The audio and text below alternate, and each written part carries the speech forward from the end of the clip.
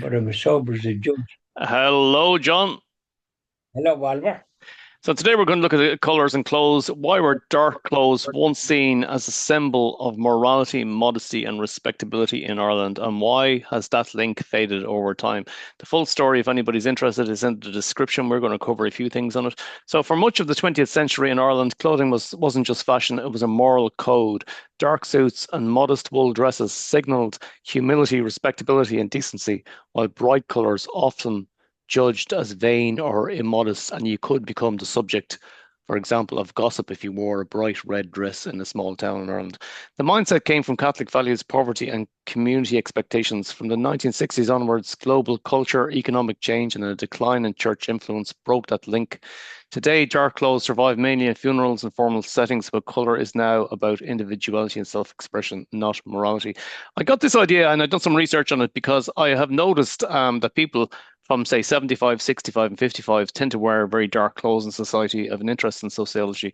So I decided to research this particular thing, and that's what we're going to talk about now. So if you want to go ahead.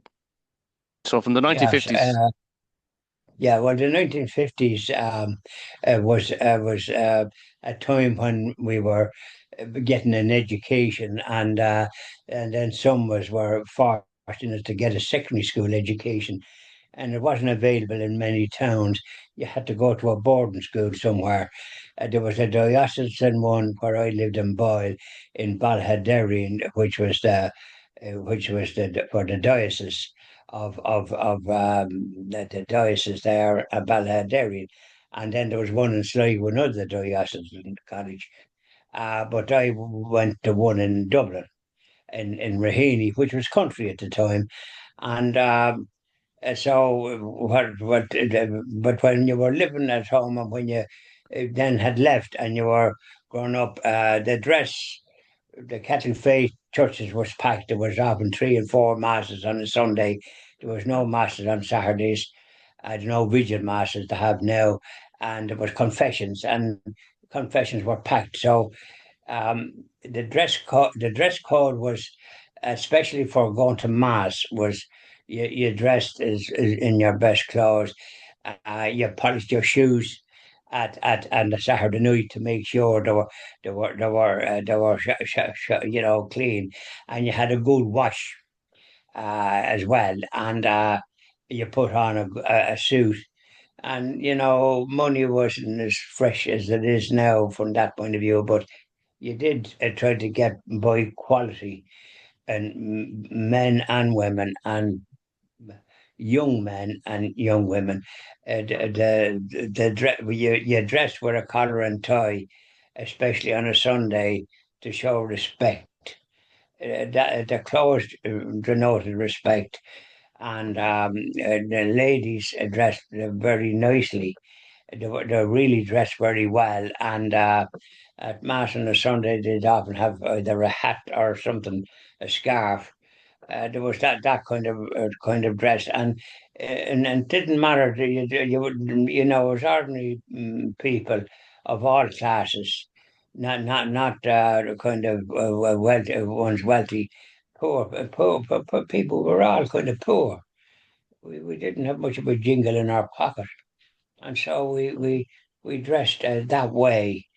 And so you had a good shirt, and you didn't have the modern things. I think the iron was something that was heated in the fire or something. It wasn't one of these electric ones that you have now. So everything was fairly basic.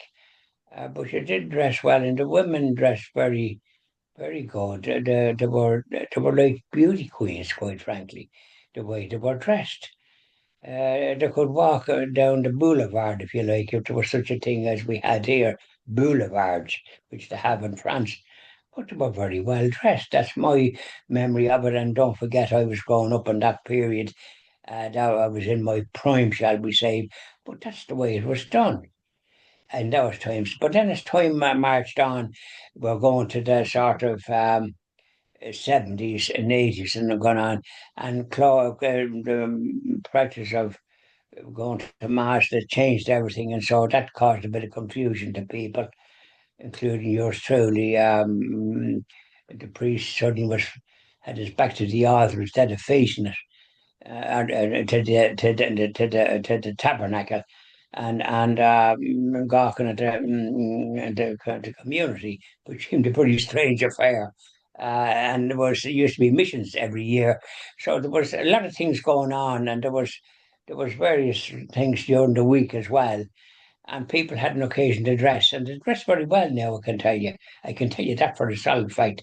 But as time went on then, and they changed that rod, the number of people practicing the Catholic faith dwindled, and so dress changed. There's the combination in that area occurred there, because you definitely dress well when you're going to mass. But all that changed, and people now go to mass and they dress whatever way they like, and sometimes they don't dress properly at all to show any respect for where they are. And ladies dress with the skin, the sort of clothes that has a certain modesty attached to it. Their clothes are very short and so on and so forth. But be that as it may, that's the way they feel like to be. So one is not criticizing them, but that's the way it is. And colours then changed. And even myself, like I wear clothes that are not too sober during the week, but when I go to mass, I wear no. Sometimes I wear the same clothes I'm wearing, but if I'm going somewhere else, I wear what you might call sober clothes. I dress with a certain way because that's the way it was, and I haven't changed. Others have changed, and they don't dress very poorly, in my book. But I certainly dress as well as I possibly can, even when I'm in ordinary clothes, like I am at the moment. And it's not very sober. So other ones dress a bit brighter colours, perhaps, but I never went into that area, quite frankly. Yeah, we mentioned in another video there previously, we were talking about, Celtic clothes and saffron shirts and stuff that were very, very bright.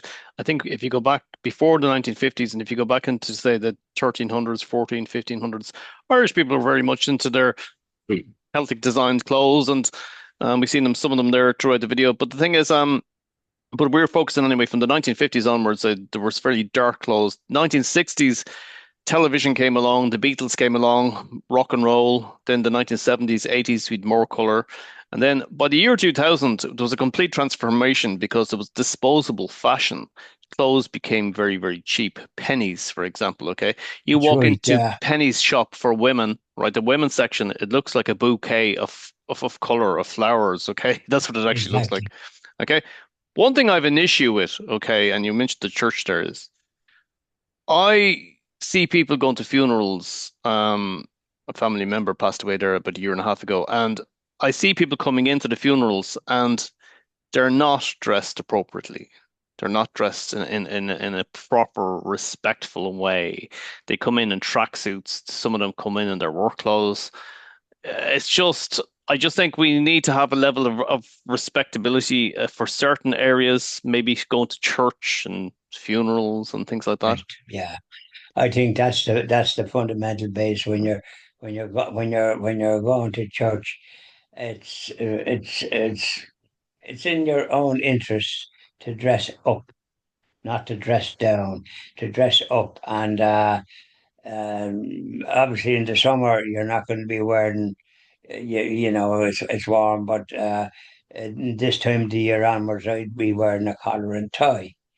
But when it's still not too cold, so I go around like this. But normally I'd wear a tie Hmm. and that type of thing. But when I go to mass, I'd be doing that, and I try to dress properly. And I think it's a pity that there isn't a standard that people could apply to. I don't know how that could be brought to their attention, but certainly we in the Christian TV Ireland project that we're on, and hoping to have a television station in due course. I think that we would uh, be encourage people to dress in a respectful manner when they go to mass, or go to a funeral if they haven't been going to mass on a regular basis. In other words, once a week, which they should be doing to save their immortal souls. That would be the I most basic thing you can do, aside from saying the rosary and other things. But at least to go to mass and go to confession once a month to keep yourself in a state of grace, because you never know what can happen. You never know what can happen. And it has mhm. happened. People, don't forget, we have a lot of car accidents in this country and indeed in other where people are killed and don't get a chance. And let's hope they're in a state of grace, because, like, well, that's where it's important. And aside from that, it gives you joy, peace. It's not something that, if you like, it's like kind of like a chore. It's not a chore. It's a joyful thing. John Malone, you And posed a question there. You made a very good point there, dress up and not down, but you also said, where do you start? The answer is you start at home with the parents, because I can give you an example. My aunt, we used to go down and stay with her in Kerry. She was a farmer, and you knew her. yeah, And she used to, when we were about 10 or 11, I remember we used to go down for 2 months, stay on the farm with her. And then on the Sunday, she'd bring us to Mass. And I do always recall her saying, you didn't polish your shoes. Polish your shoes. Go back down to the room, polish your shoes. Okay. So it starts in the home. It starts, with it the does. elders, and that you have to has to be drilled into you that you don't go to there's certain places you have to dress up for in the same way you dress Right. up for an interview for a job. That's right. That's right. Or if you're going somewhere important that you don't want to be, put your best foot forward. So the going to mass is the best place.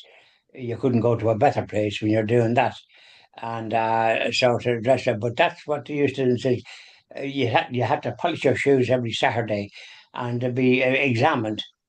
Because the polish brushes and all be there, and you polish your shoes, and that's that. Now, I know even in my time too, we didn't discuss it, but people went in their bare feet. I remember seeing that. And you only put on shoes going to mass on a Sunday.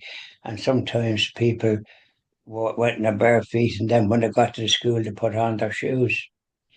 I know people that happened to. So we didn't mention that as we were talking about the way people read, but there was also that other side, and these were people that would appear to have a certain material success, like could be farmers and big farmers and things like that. So there was this disparity, quite frankly. But we're talking there about business of dressing with a bit of respect, and I think it does you good when you do. I think ladies, I know when I notice when the ladies do go to mass, I notice quite frankly that they're far better dressed. I'm talking about the middle aged and ladies of about the 40s. They're far better dressed than a lot of the men. They do seem to have that in their DNA or whatever you like to. I noticed that, and one has to compliment them on that, that they dress so well. Men, by and large, the majority are not dressed appropriately for going to Holy Mass. And I notice they might as well be at home because they don't seem to be answering prayers or anything. You can just see it. They don't sing. Now, I do. If there's any bit of singing that I know, I'll join in. And don't be kind of going there, keep me mouth closed. I think, Take John, part. I think what we're living in is the anything goes generation. Correct. And really, that's not a great way to be. No. There's not much satisfaction in that. You get satisfaction when you're doing things right, and there is a right and a wrong way. And even those ones that are going down a road, they do know that there's a right way and a wrong way. And the best thing is choose the right way and show respect. I think that's the ingredient missing, and it's a pity that it is. And one thing that is a pity that they don't dress. The women are dressed now. I have to say, majority younger ones not so much, but the older ones, yes. When I say the older ones, 30, 40, that bracket, they dress very well. They're a great credit to the way they dress. I notice that, and no matter where I go to mass, because when I travel around, I go to mass here, there, and yonder. It's not just Mm. I'm not just going to the one church. I haven't been at the mass here. I was at it on Saturday evening, and I have a little envelope that I pay. So I noticed I was missing for 3 weeks, so I had three envelopes to put something into, and that's the way I do it. And I notice other ones that seem to be going regular, they mustn't have an envelope. They're just putting in whatever they're putting in, and I know it's not silent money. It's be silver put it in. It might be only a couple of coppers for all I know. Mhm. You know what I'm You saying? you mentioned there some people were wearing no shoes. So when I was in Kerry, before we left Kerry in 1977, there was Yeah, a local farm children, and they used to wear no shoes walking around the farm. that's right. Correct. A lot of them did that in those times, in the 50s and late 50s. Yeah, They did, and 70s, I suppose. yeah, it was fairly common. And I certainly know. Well, many of us there, we had shoes, and then I know socks were darned. Yeah, yeah, the socks seemed to do you for ages, and likewise clothes. They were darned and stitched up and all the rest of it. So you had them for longer than you might have liked. You didn't get you got a new clobber for. I remember we got it for confirmation, and that did you for a good period of time. But the thing is, I had short trousers when I made confirmation at 12 years of age. So you don't see any 12-year-olds wearing short trousers. We had short trousers. There was only this long trousers. Now you see little yokes. They're only 5 or 6, and they're not wearing they're wearing quite a long trousers. But we wear short trousers, and so that's the way it was. So, John, we're going to move on to our next video. The next video is about the Pamputi, which was a shoe that was made in the Aran Islands, the first shoes of Ireland. That's marvelous. Yeah, so we'll move on to the Yeah, next video. need to hear it. Yeah, thanks. Okay, bye, Oliver. Okay.